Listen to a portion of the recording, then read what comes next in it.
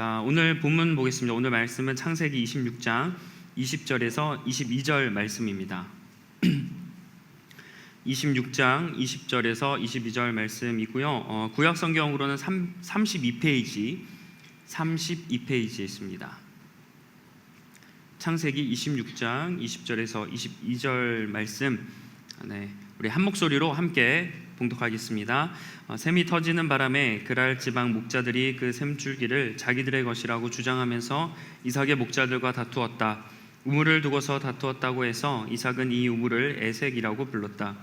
이삭이 종들이 또 다른 우물을 팠는데 그랄 지방 목자들이 또 시비를 걸었다. 그래서 이삭은 그 우물 이름을 신나라고 하였다. 이삭이 거기에서 또 옮겨서 또 다른 우물을 팠는데 그때에는 아무도 시비를 걸지 않았다. 그래서 그는 이제 주님께서 우리가 살 곳을 넓히셨으니 여기에서 우리가 번성하게 되었다 하면서 그 우물 이름을 르호봇이라고 하였다. 아멘. 오늘은 다툼은 하나님의 뜻이 아니라는 이런 메시지를 가지고 함께 은혜를 나누고자 합니다. 저는 개인적으로 제 아버지가 믿음의 1세대셨어요. 처음 이제 예수님을 믿었던 그런 세대여서 아버지는 종종 자신을 아브라함에 그리고 저를 이삭에 비유하시곤 하셨습니다. 아마 동일한 경험이 있는 분들이 계실 것 같아요. 그래서 아버지는 본인이 이제 아브라함 세대, 제가 이제 이삭의 세대, 그리고 이제 제 자식은 이제 야곱의 세대에서 아브라함과 이삭과 야곱의처럼 믿음의 좀 가정을 이루는 그런 기도 제목을 가지고 계셨습니다.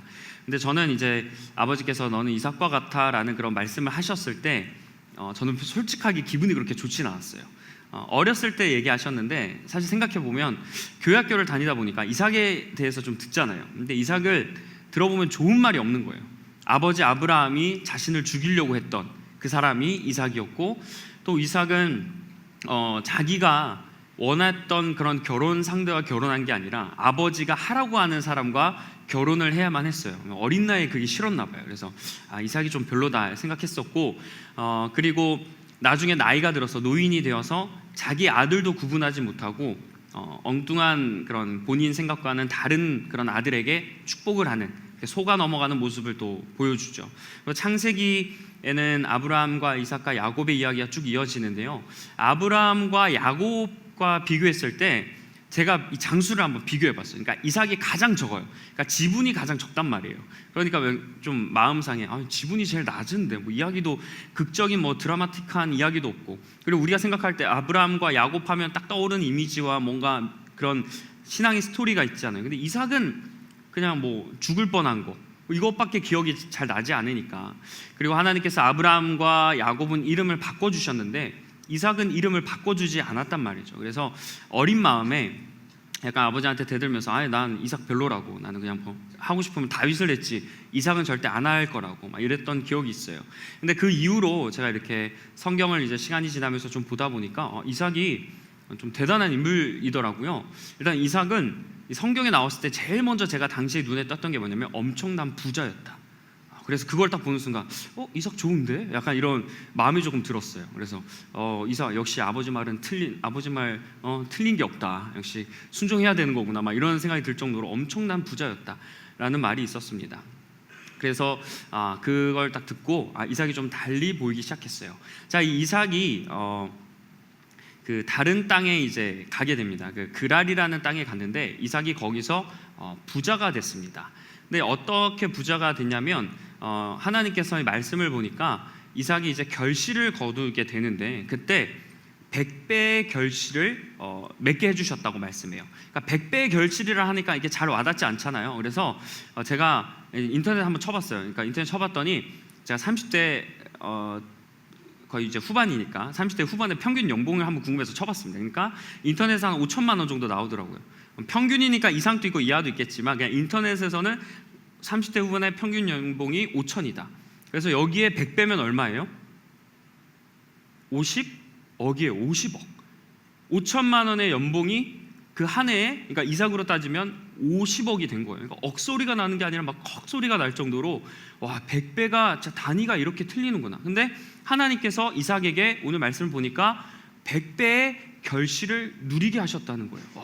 그래서 엄청 막 놀랐습니다. 그래서 한번 이 정도 만약에 100배의 결실을 누렸다 하면 뭐 저는 상관없지만 만약에 30대 후반에 그 평균 정도 되는 연봉을 가진 사람이라고 하면 바로 그냥 파이어족 해도 충분히 먹고 살만한 돈이겠다 이런 생각이 드는 거예요. 그래서 이게 엄청난 금액이었구나라는 생각이 들었습니다. 근데 이제 이삭이 이렇게 부자가 되고 잘 살게 되는데 항상 성경에 보면 이럴 때 문제가 생겨요.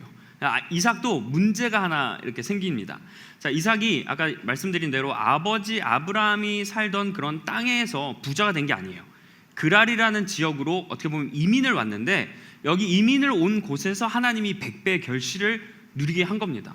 본인 생각에서는 뭐 약간 옛날로 따지면 이제 뭐 아메리칸 드림 해가지고 엄청 부자가 된 그런 느낌인데 이게 본인한테는 좋지 그 현지 사람으로 한번 생각해 보세요.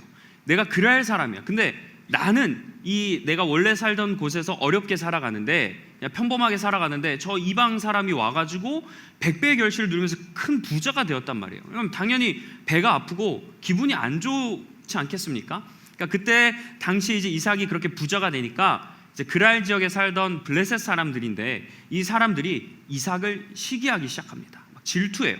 근데 단지 그게 그냥 감정적으로 표현하는 게 아니라 직접적인 방해 행동들을 하기 시작하는데 그 중에 대표적인 게 우물을 막는 겁니다. 이삭의 아버지가 아브라함이었잖아요. 이 아브라함 시대에 우물을 팠어요. 우물을 팠는데 그 우물을 흙으로 막고 막 이렇게 메워버린 겁니다. 자, 그러면 여기서 그럼 만약에 이삭의 재물이 탐나서 그게 배 아파서 그랬으면 뭐 재물을 빼앗거나 뭔가 해코지를 하지 않고 왜 우물을 막았을까? 근데 이 우물이 당시에는 되게 중요했었어요. 이 고대 근동 지방에는 일단 강수량이 적고 그다음에 건조한 지역이었고 그 주변에 큰 강이 없었습니다. 그러니까 물이 되게 귀했던 거예요. 그래서 이 우물은 마치 그런 생명과도 같은 거였습니다. 그러니까 우물이 하나 있다라는 것은 이 사람이 잘 사는 사람이고 되게 대단한 사람이라는 뜻이에요. 근데 아브라함 때부터 우물이 있었다는 건 어쨌든 아브라함 때도 부유했고 이삭도 부유한 계속 부자, 대대로 부자인 거죠. 그런 상황이었던 거죠. 근데 이 우물을 막았다라고 했잖아요. 근데 이 우물을 막은 건 그냥 뭐 재산을 이렇게 방해하는 정도가 아닙니다. 이 우물을 방해한 건 이런 의미예요. 너 여기서 나가라. 너희들 이제 이방 민족이니까 이 블레셋 사람, 그랄 사람 입장에서는 이삭이 이방 사람이니까 너 나가라. 그리고 나가지 않으면 내가 너와 싸우겠다라는 선전포고와 같은 의미였습니다. 그러니까 단지 그냥 괴롭히는 정도가 아니라 너 안 나가면 우리와 싸워야 된다라는 그런 수준이었던 거예요. 우물을 막는 게. 그러니까 심각한 거죠. 그러니까 이삭은 그 모습을 봤을 때 단지 그냥 내 우물이 막혔네가 아니라 얘네들이 나와 싸우자고 하네라고 느꼈던 거예요. 이런 순간에 당시 그랄의 왕이었던 사람이 아비멜렉이라는 왕이었는데 이 아비멜렉이 이삭에게 찾아옵니다. 자, 그럼 왕이 찾아왔으면 대략적으로 우리가 잘못했어, 우리 백성들이 잘못했으니까 뭐 피해를 보상해주고 잘 살아봐라고 할 것 같은데 이 왕이 오자마자 뭐라고 하냐면 빨리 나가라고 이야기를 해요. 우리 땅에서 떠나가 줄래? 라고 이삭에게 이야기를 합니다. 자, 이삭 입장에서 얼마나 화가 났겠어요.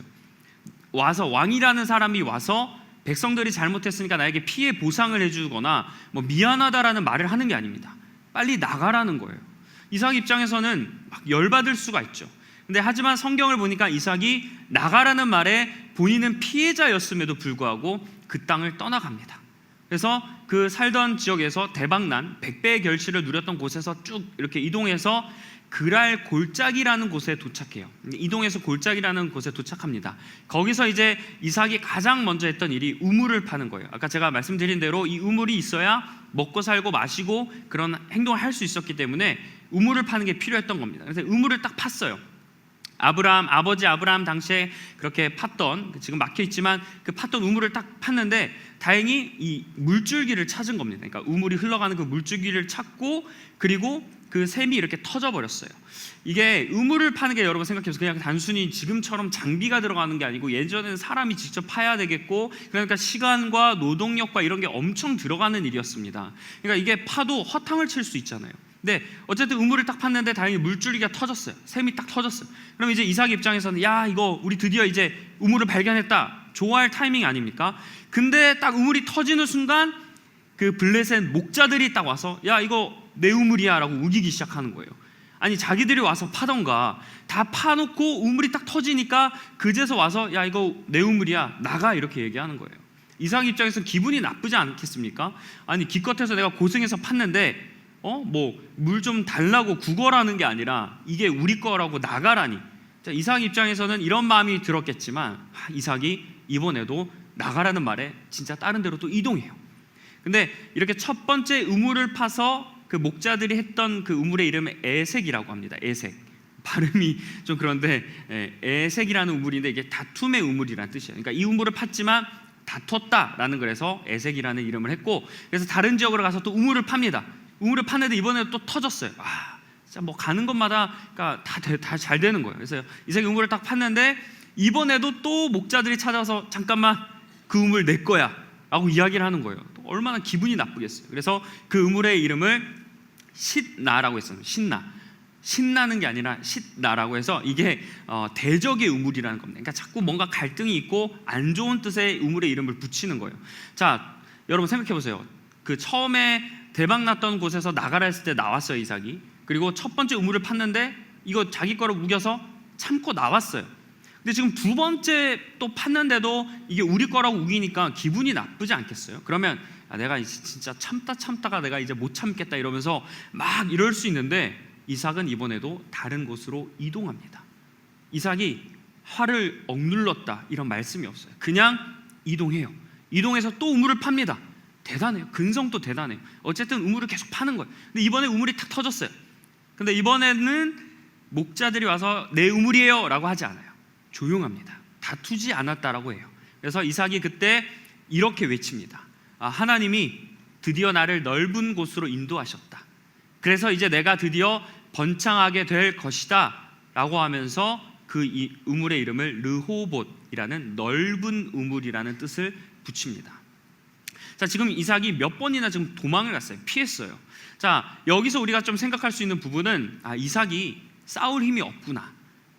군대로 따지면 이제 전력도 낮고 뭐 인원수도 적고 이러니까 싸우면 질 것 같으니까 딱 계산했을 때 그냥 피하는 게 상책이다 해서 도망을 갔다라고 생각할 수 있는데, 이 아비멜렉이 처음에 이삭에게 와서 좀 떠나달라고 했을 때 그때 이 왕이 이렇게 성경에서 이야기합니다. 그게 창세기 26장 16절에 이렇게 되어 있어요. 자, 아비멜렉 왕이 이렇게 이야기합니다. 우리에게서 떠나가시오. 이제 당신은 우리보다 훨씬 강하오.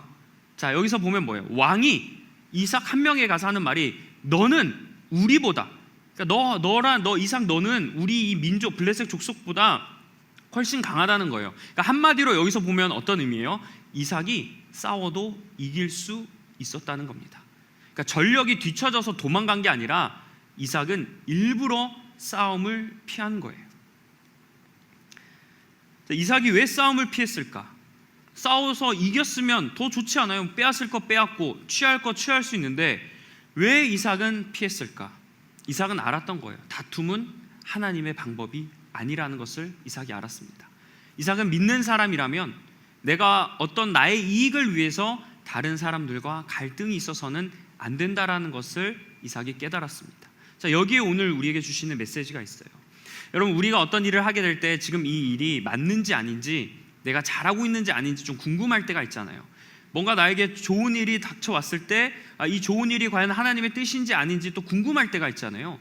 그럴 때 오늘에서 또 기준을 한 가지를 제시해 줍니다. 그게 뭐냐면 그 일을 너가 경험할 때, 그 일을 진행하고 있을 때 어떤 뭐 대박과 같은 일이 딱 터졌을 때 그때 너가 주변 사람들과 갈등과 다툼이 있다면 하나님의 방법이 아니라는 거예요. 근데 그런 일들이 닥쳤는데 다투지 않고 평화롭고 오히려 주변 사람들이 인정해주고 아무런 게 없이 그런 상황이 흘러가면 그게 하나님의 뜻이라는 겁니다. 이삭은 그걸 알았던 거예요. 하나님은 다툼으로 일하지 않는다. 자, 그래서 우리가 이런 좀 생각을 해봤으면 좋겠어요. 우리가 어떤 일을 할 때 우리가 하나님을 위해서 한다라고 또 고백할 때가 있고, 또 내가 하는 일이 하나님의 비전을 가지고 한다라고 고백해요. 그리고 또 나는 내 그런 소원대로 살지 않고 하나님의 말씀대로 그 말씀을 따라서 산다고 고백합니다. 그리고 그러다 보면 때로는 어려운 일도 있겠지만 때로는 나에게 막 갑자기 일이 순조롭게 막 잘 풀릴 때가 있어요. 전혀 예상하지 않았는데 일이 막 순조롭게 잘 풀릴 때가 있고, 또 좋은 결과를 또 예상하지 못한 어떤 이익을 얻을 때가 있단 말이죠. 근데 이제 그때 이게 과연 하나님의 이름으로 우리가 그 일을 하지만 이렇게 좋은 일이 있고 뭔가 잘 되는 것 같지만 한편으로는 내가 믿음이라고 고백하지만 그러면서 동시에 사람들과 갈등을 가지며 살아갈 때가 있어요. 되게 아이러니한 모습이에요. 하나님의 방법으로 하면서 하나님의 뜻이라고 하지만 한편에서는 사람들과 막 다투고 싸우고 그것 때문에 갈등이 있는 모습이란 말이죠. 근데 그런 걸 오늘 말씀해 보면 어떤 거예요? 그건 하나님의 일하시는 방법이 아니라는 겁니다. 오늘 본문은 하나님의 뜻은 갈등과 충돌이 있지 않다라고 말씀하는 거예요.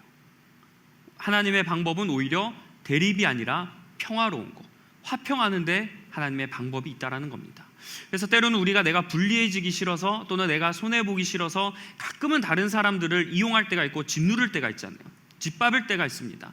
그리고 뭐 내가 더 벌고 내가 더 쌓고 내 어떤 이익을 가지기 위해서 다른 사람들을 좀 불리하게 그렇게 할 때도 있고 이용할 때도 있고, 또는 내가 어떤 그런 일들이 있어서 갈등과 다툼의 원인이 되는 그런 일들을 우리가 겪곤 합니다. 근데 우리는 때로는 막 이게 내가 신앙을 위해서 하는 거고 그냥 어쩔 수 없이 삶을 살아가면 당연히 사람들끼리 생기는 그런 불협화음이라고 우리가 생각을 해요. 하지만 오늘 말씀에 보면 이삭은 믿는 사람은 특별히 어떠한 마음을 가져야 되냐면 하나님의 일하심은 전혀 갈등과 대립으로 나타나지 않는다 라는 말씀을 오늘 우리에게 전해주고 있습니다.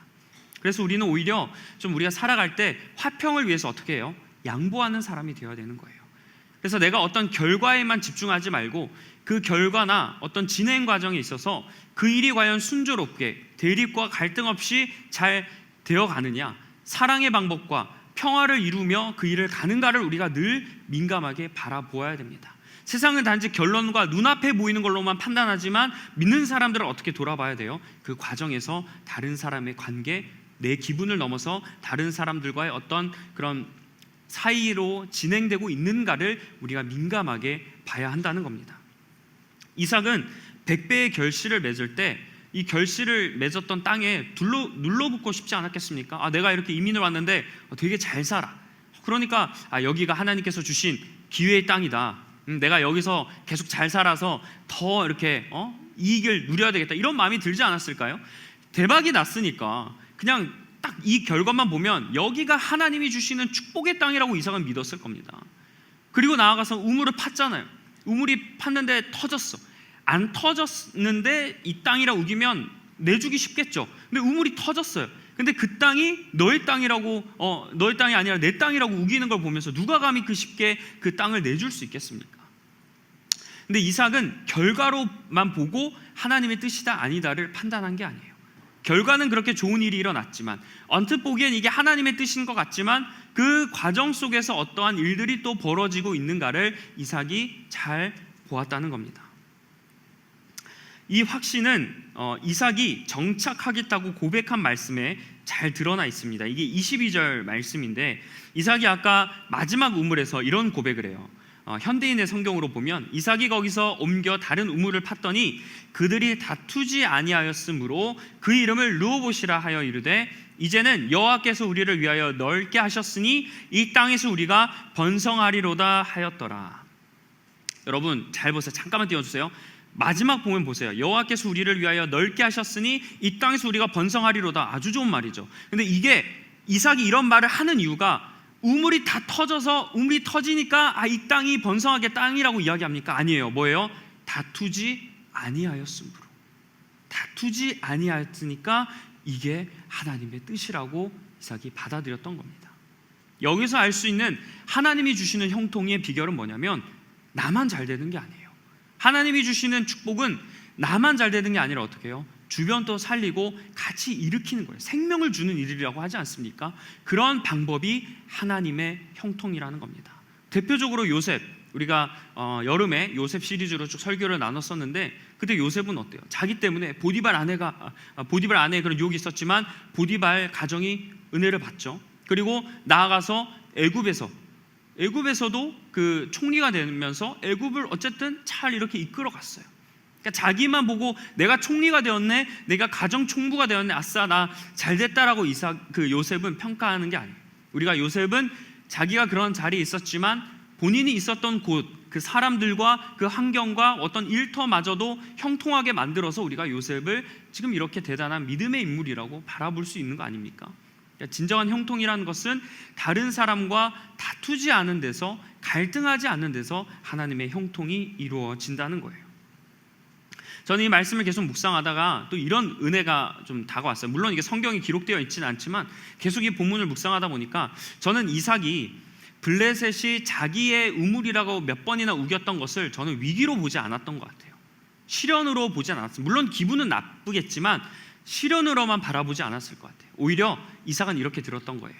블레셋과의 다툼을 통해서 이삭은 이렇게 느낀 겁니다. 하나님이 아니라고 말씀하시는구나. 하나님이 아니라고 말씀하시는 것을 이런 관계의 껄끄러움을 통해서 나에게 아니라고 말씀하시는구나. 그냥 넓은 땅, 좋은 땅이니까 여기라고 말씀하시지 않고 뭔가 잘 이루어지지 않고 매끄럽지 않은 이걸 통해서 하나님이 아니라라고 나에게 말씀하신다라는 것을 이삭이 깨달았던 거예요. 그러면 하나님께서는요, 우리에게 아니라고, 우리에게 맞다, 우리는 계속 뭐가 맞지? 하나님의 뜻이 무엇일지 이런 것에만 생각하지만 하나님이 때로는 아니라고 말씀하실 때도 있잖아요. 그 아니라고 말씀하시는 것 중에 하나가 이렇게 다툼과 싸움이 다른 사람들과 있을 때입니다. 우리가 그런 일이 있을 땐 이건 하나님의 뜻이 아니라는 것을 우리가 알아야 된다는 거예요. 자, 여러분, 우리가 때로는 신앙을 가지고 살아간다 하면서 세상과 갈등이 있거나 약간 싸울 때 우리 이렇게 생각할 때가 있죠. 내가 신앙생활 잘하고 있다. 그러니까 뭔가 갈등이 있고 세상 사람들과 반대로 가서 뭔가 그럴 때 내가 신앙생활을 잘하고 있다 생각해요. 근데 이거는 여러분 조금 어떻게 보면 완전하지 않는 그런 신념입니다. 왜냐하면 예수님께서는 피스메이커잖아요. 평화를 만드시는 분이잖아요. 근데 예수님은 트러블 메이커가 아니었습니다. 물론 우리가 세상에서나 어디서나 신앙을 지키다 살아보면 크고 작은 갈등을 경험해요. 하지만 처음에는 그런 경험을 갖게 되지만 결론은 뭐예요? 평화로 가야 된다는 거예요. 화평을 이루는 것으로 결론은 나아가야 한다는 겁니다. 그러니까 결론은 처음에는 삐그덕거림이 있고 처음에는 약간의 마찰은 있지만 그 사람들을 품고 화평하게 이끌어가는 것 가운데 하나님의 뜻이 이루어진다는 거예요. 팔복 중에 이런 말씀이 있죠. 마태복음 5장 9절 말씀이죠. 함께 읽어보겠습니다. 시작. 평화를 이루는 사람은 복이 있다. 하나님이 그들을 자기의 자녀라고 부르실 것이다. 평화를 이루는 사람이 하나님의 자녀라는 거예요. 막 신앙을 지키기 위해 막 사람들과 싸우고 막 굳은 결의를 가지고 막 다툼을 일으키는 사람이 복이 있다라고 이야기하지 않습니다. 팔복에는 다툼과 관련된 얘기가 하나도 없어요. 분명히 말씀합니다. 평화를 이루는 사람, 개혁개정 화평케 하는 자는 복이 있다. 우리는 어떻게 해야 되는 거예요? 평화를 이루어야 되는 거예요. 이 평화를 어디서 이루겠습니까? 우리가 살아가는 곳에서 평화를 이루어야 되지 않겠어요? 자, 이 말씀이 뭐 뜬구름 잡는 말씀처럼 느껴질 수 있는데 이삭이 아비멜렉 왕이 나가달라는 말을 들었잖아요. 그래서 다른 곳으로 이동했어요. 근데 나중에 이삭이 이제 세 번째 우물에서 그 르호봇이라는 것을 딱 하고 난 다음 말씀에서 그 아비멜렉 왕이 다시 이삭을 찾아옵니다. 찾아와서 하는 말이 있어요. 그게 창세기 26장 28절에서 29절 말씀인데 아비멜렉 왕이 한 거예요. 자, 이 말씀 보니까 우리는 주님께서 당신은 이삭입니다. 당신과 함께 계심을 똑똑히 보았습니다. 당신은 분명히 주님께 복을 받은 사람입니다. 이삭이 다투기보다 평화로운 방법을 선택했더니 블레셋 사람들이 지금 어떻게 하는 거예요? 하나님과 이삭이 함께 있음을 믿게 된 겁니다. 자, 이거는 이삭이 스스로 나 화평하게 했어, 나 하나님과 있는 사람이야 라고 이야기해서 이들이 이렇게 고백하는 게 아니에요. 이삭은 아무 말도 하지 않았어요. 근데 제3자가, 그것도 하나님을 믿지 않는 사람들이 이삭이 평화를 이루면서 그런 나아가는 모습을 보면서 이렇게 고백하는 거예요. 그들이 느낀 거죠. 하나님을 믿는 저 이삭을 보니까 우리가 어떻게든 그 사람을 방해하고 괴롭히고 좀 불편하게 만들었는데 그 이삭이 평화를 유지하면서 가는 곳마다 잘 되고 성공하고 그런 모습을 본 거예요. 그럼 왜 그럴까? 하나님이 함께 하심을 그들이 직접 느낀 겁니다. 이건 이방 사람들이 그렇게 느꼈다는 건 진짜 대단한 일이죠. 그리고 이삭에게 하나님이 복을 주셨다라고 고백하는데 저는 이 모습이 하나님이 원하시는 모습이지 않을까 생각해요. 자, 우리가 삶을 살아가면서 누군가를 이렇게 복음을 전하고 싶고 전도를 하길 원하잖아요. 그러면 딱 가서 이렇게 믿어봐라고 말을 할 수도 있어요. 근데 말도 최고의 전도입니다. 전도지를 나누는 것 중에 필요해요. 하지만 어떻게 보면 가장 좋은 전도 방법은 내가 믿음으로 살아가는 모습을 제대로 보여주는 거예요. 이 사람이 어떻게 살아가고 있는지를 세상 사람들에게 보여주면 됩니다. 교회에서도 마찬가지고 일상에서도 마찬가지예요. 우리가 하는 모습을 통해서 다른 사람들이 누구를 보는 거예요? 하나님을 보게 되고 기독교를 알게 되는 거예요. 저 사람이 하나님을 믿는 사람인데 삶을 살아가는 모습 보니까 우리가 뭔가 달라. 우리는 싸우고 뺏기지 않으려고 하고 내 것을 취하기 위해서 다른 사람 짓밟고 올라가고 경쟁해서 어떻게든 내 것으로 만들기 위한 것에 우리는 집중해 있는데 이 사람은 양보할 줄도 알고 때로는 피해를 볼 줄도 알고 그러나 감안해 나가서 가는 거예요. 그런 모습을 통해서 결국엔 그들이 세상 사람들이 하나님은 이런 분이고 이 사람들과 하나님이 함께 계시겠구나. 이제 마음이 아비멜렉 왕이 마음이 동하게 되는 거죠. 저도 처음에는 이렇게 옳고 그름이 되게 중요한 줄 알았어요. 그래서 특히 일을 하거나 사역을 할 때 뭔가 이렇게 맞게 하는 게 정답인 줄 알았거든요. 근데 어쨌든 그렇게 끝나고 일이 끝난 다음에 그럼 뭔가 마음에 만족이 있거나 행복이 있어야 되는데 일이 끝나게 되면 어떤 후회감이 있고 공허함이 드는 거예요. 나는 분명히 뭔가 맞춰서 제대로 했고 때로는 뭔가 이렇게 나를 불편하게 하거나 이 일에 대해서 방해가 되는 사람들을 제대로 막 얘기도 하고 때로는 좀 날카롭게 하기도 하면서 그 일을 진행했는데 결국 일은 잘 끝냈는데 마지막에 드는 생각들이 뭔가 항상 후회와 그런 마음이 드는 거예요. 그래서 내가 왜 이런 마음이 들까? 그리고 나는 잘 끝내고 결과는 좋은데 왜 자꾸 나에게 이런 마음이 들까라고 하는 와중에 제가 이 말씀을 읽게 됐습니다. 그때 좀 저의 마음을 돌아보았어요. 자, 히브리서 12장 14절 말씀인데 우리 함께 읽겠습니다. 시작. 모든 사람과 더불어 화평함과 거룩함을 따르라. 이것이 없이는 아무도 주를 보지 못하리라. 우리는 일상에서 주님을 만나길 원하지 않습니까? 삶을 살아가면서 하나님 한번 만나고 싶다. 삶 가운데 역사하시는 하나님을 내가 경험하고 싶다라고 말을 해요. 근데 보세요. 화평함과 거룩함이죠. 화평함과 거룩함만 따르라고 하지 않아요. 앞에 무슨 단어가 있어요? 화평함이라는 단어가 있습니다. 거룩함은 우리가 신경 써요. 그렇죠? 주님을 바라보기 위해서 내가 어떻게 하면 거룩하게 잘 신앙을 가지고 잃지 않고 살아갈까? 거룩함은 신경을 씁니다. 근데 앞에 나온 단어가 뭐예요? 화평함. 화평에 대해서는 내가 관가하지 못했던 거예요. 사역을 하면서 나의 거룩함, 나의 신실함 그걸 채우기 위해서 노력했지만 사람들과의 관계에 있어서는 화평을 추구하지 못한 제 자신을 발견하게 되었습니다. 그래서 저는 웬만하면 사역할 때 억울한 일들이 여러분 많이 있잖아요. 사역을 넘어가면 억울한 일 많이 있지 않습니까? 일상에서도 마찬가지고. 그래서 저는 최대한 전도사님들이나 같이 일하는 대표단들에게 때로는 그런 일들이 있을 때 그냥 우리가 조금 양보하고 잘 풀어가자라고 이야기를 해요. 물론 얘기를 들어보면 진짜 억울하고 진짜 힘들어요. 저도 그런 일들이 많이 있습니다. 그런데 이거 느낀 거예요. 화평을 어쨌든 우리가 이루며 가는 거예요. 뭔가 잘 진행이 되지 않아서 그 사람들에게 막 쏘아붙고 막 이렇게 하는 게 잘하는 것 같지만 결국 잘하는 게 아닙니다. 화평을 이루어 가야 돼요. 내가 그 일에 너무 몰두하고 결과에만 몰두하면 과정을 완전히 망가뜨리며 갑니다. 그 과정 가운데 사람들을 다 잃어버리게 되는 거예요. 화평을 추구하면서 나아가야 되는 겁니다. 그 속에서 이 사람들이 나의 말과 행동을 보고 하나님을 알게 되고 꿈의 교회 사람들은 저렇게 행동하고 리버스 청년부들은 이런 마음을 가지고 살아가는 것을 느끼는 거예요. 그래서 우리는 주님을 바라보기 위해서라도 화평함과 거룩함을 여러분 동시에 챙겼으면 좋겠습니다. 우리의 마음에 거룩함의 파이도 있지만 화평이라는 그런 마음을 또 한켠에 가지고 살아가야 돼요. 그래서 순간순간 여러분 대립이 있을 때마다 내 마음을 어렵게 할 때마다 우리는 스스로 돌아봐야 됩니다. 나는 화평하게 해야 된다. 여러분 우리가 이런 신앙인이 되어야 되지 않겠습니까?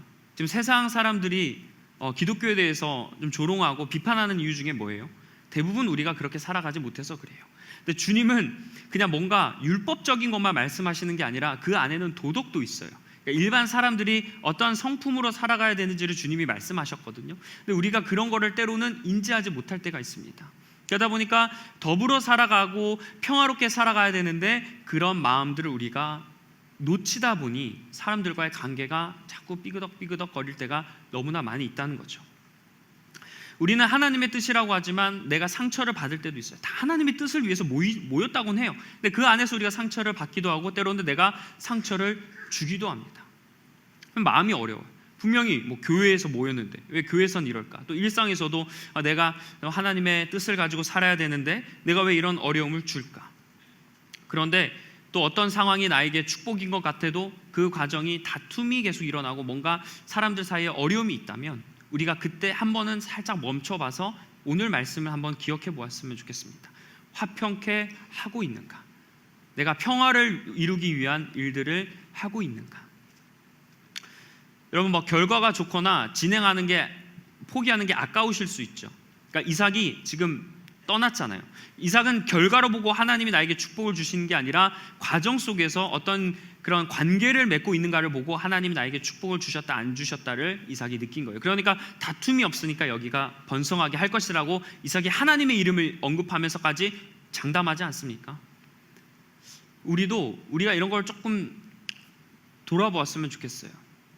내가 하는 일 가운데 내가 진짜 평화를 이루며 다툼을 내가 하고 있는가? 그리고 그 과정 가운데 아까울 게 있죠. 내가 우물을 팠을 때 이삭이 다른 곳으로 가야 되는 것처럼 우리가 어떤 것을 그렇다면 아닌 것 같으면 내려놓고 포기해야 될 때도 있다는 거예요. 너무나 아깝죠. 그래서 내려놓지 못할 때가 있을 거예요. 근데 여러분, 오늘 이삭을 기억하셨으면 좋겠어요. 이삭이 포기하고 갈 때마다 어떻게 돼요? 우물이 다 터집니다. 그 놓지 못해서 내가 다음에는 안 될 것 같은 생각이 드시잖아요. 그걸 놓으면 다른 데 또 하면 하나님이 또 터지게 해주실 줄 믿습니다. 이게 은혜 아니겠어요? 내가 이걸 꽉 잡고 이걸 지키기 위해서 어떻게든 아둥바둥하면서 사람들 피해서 겨우 잘 지켰다. 근데 주변을 돌아보니까 아무도 없어. 근데 내가 피하고 양보하고 이렇게 갔더니 또 터지겠어. 이제는 하나님에게 나의 은혜라고 믿어서 잘 사는데 내가 양보했던 사람들이 결국 나한테 와서 내가 미안해, 내가 잘못했어, 너가 진짜 하나님의 사람인 거 맞고, 이렇게 인정하면서 주변에 사람들이 붙어있는 사람. 여러분, 어떤 삶이 은혜로운 삶일까요? 어떤 사람이 형통한 삶일까요? 당연히 후자이지 않겠습니까? 우리는 그런 삶을 살아야 될 줄 믿습니다. 마지막으로 이 말씀만 하고 마칠게요. 여러분, 근데 이렇게 우리가 신실하게 살다 보면 방해하는 세력이 분명히 있어요. 내가 거룩하게 살려고 하고 또 평화를 이루며 살려고 하지만 블레셋 사람들이 이삭을 괴롭혔던 것처럼 분명히 여러분을 괴롭히는 사람들이 있어요. 평소에 친했다고 생각하는 사람들이 나를 방해할 때도 있고요. 그리고 나한테 전혀 관심이 없던 사람인데 나에게 이상한 해코지를 할 때도 있어요. 전혀 내가 알지 못하는 사람들이 나에 대해서 말과 행동으로 나를 괴롭힐 때가 있단 말이에요. 근데 화가 나시잖아요.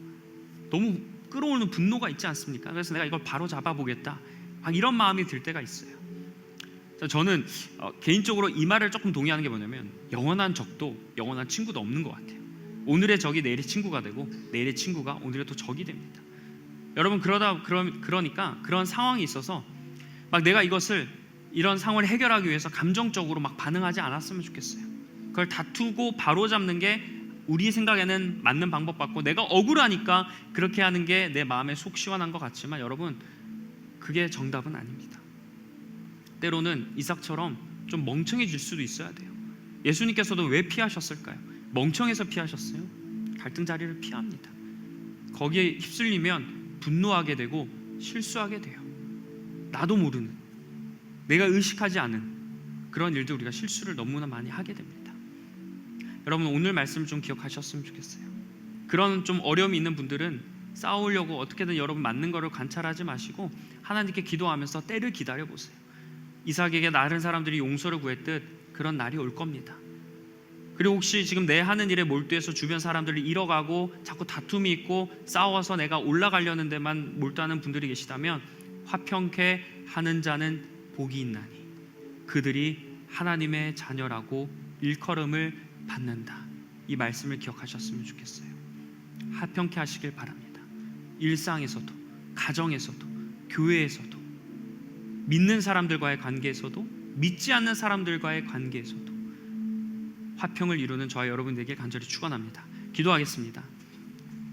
사랑의 하나님, 오늘은 이삭의 모습을 통해서 화평케 하는 것, 그리고 다툼은 하나님의 방법이 아니라는 것을 배웠습니다. 우리가 어떤 결과와 일에 몰두하다 보면 사람들과의 다툼이 있고, 어떻게 이럴 수 있냐고, 이게 과연 맞냐고 옳고 그름을 따질 때도 있습니다. 그러다 보니까 때로는 마찰이 있을 때도 있고, 화를 낼 때도 있고, 시기와 미움을 갖는 그럴 때도 있습니다. 그러나 오늘 이삭의 말씀을 봅니다. 이삭은 화평을 이루는 사람이었습니다. 그랬더니 하나님이 가는 곳마다 그에게 은혜를 베풀어 주셨습니다. 그가 손을 대는 것마다 놀라운 기적을 베풀어 주셨습니다. 그게 하나님의 방법인 줄 믿습니다. 오늘 혹시 내가 지금 하는 일 가운데 다툼과 분쟁의 소용돌이 안에 있다면 그 소용돌이를 벗어날 수 있는 우리 귀한 청년들 되게 하여 주시고, 또는 블레셋 사람들이 이삭을 괴롭히듯 그런 괴롭힘으로 인해서 어려워하는 청년들이 있다면 그것을 내 방법으로 해결하려고 하기보다 하나님의 때를 기다리고 양보하고 피할 수 있는 마음을 허락하여 주시옵소서. 나중에 결국 내가 믿음으로 하는 것들이 옳았음을, 하나님이 나와 함께 하셨음을 고백하게 되는 우리 리버스 청년부 될 수 있도록 주님 우리와 함께 하여 주시옵소서. 모든 말씀 예수님 이름으로 기도합니다.